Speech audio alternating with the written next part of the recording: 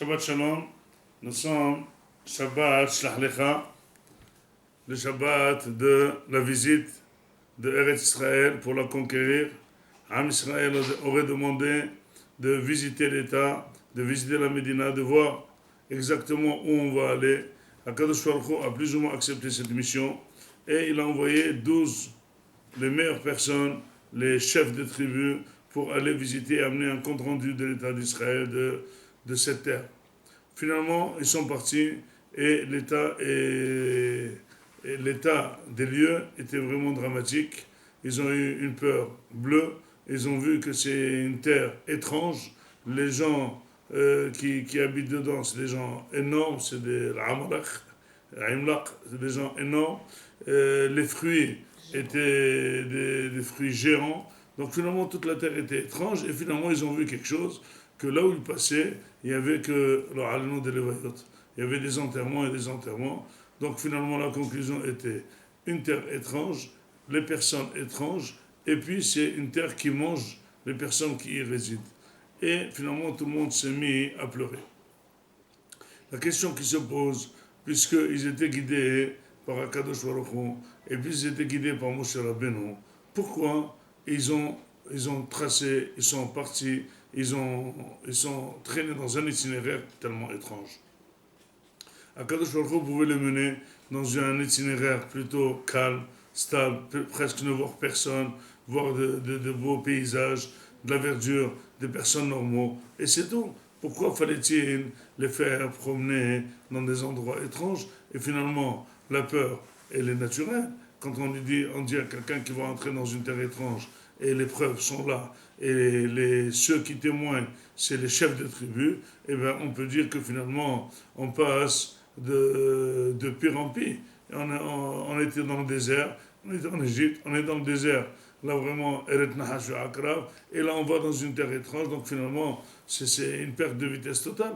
Pourquoi Akadosh Baruch Hu les avait passés par cet itinéraire? Eh bien, tout simplement, l'homme a un problème de se soumettre à Akadosh Baruch Hu. Akadosh Baruch Hu, souvent, met les difficultés, de grosses difficultés devant la personne. Mais dans quel but? Dans le but où l'homme dépose ses armes et finalement, il compte entièrement sur Akadosh Baruch Hu. L'homme ne veut pas tellement compter entièrement sur Akadosh Baruch Hu. Il veut se montrer capable.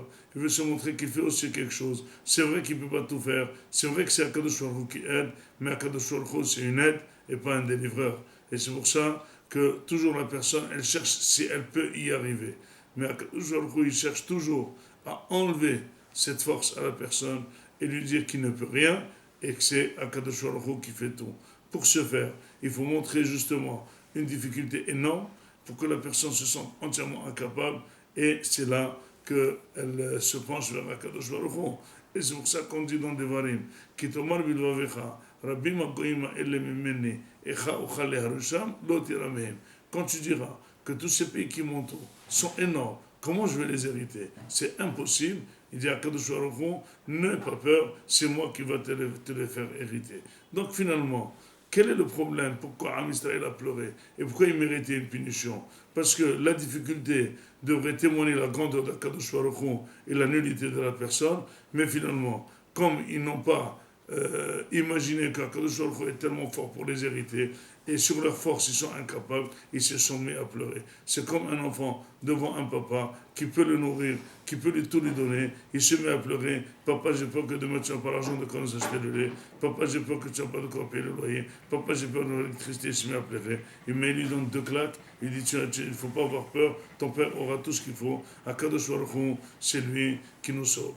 La morale de cette paracha est que justement, quand la personne voit des difficultés financières, voit des maladies insurmontables, il faut dire qu'Akadosh Baruch Hu nous les a amenés pour justement annuler ces possibilités et compter entièrement à Kadosh Baruch Hu.